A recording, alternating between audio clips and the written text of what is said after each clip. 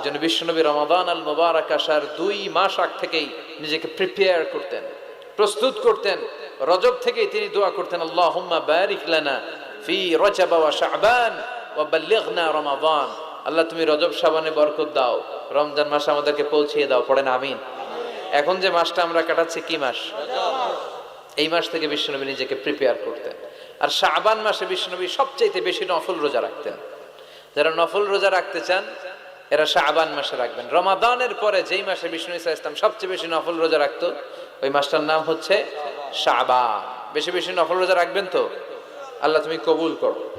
রজব শাবানে বরকতে দাও, রমজান মাসে গুনাহ ঝড়াও, সপ্তাহ জুড়ে তুমি বরকতে দাও, জুমার দিনেতে গুনাহ ঝড়াও, রজব শাবানে বরকতে দাও, রমজান মাসে গুনাহ ঝড়াও। পড়েন আমিন। এই জুমার মাধ্যমে বিগত সপ্তাহের গুনাহগুলোকে ঝরিয়ে আপনারা নিষ্পাপ করে দেয় কে?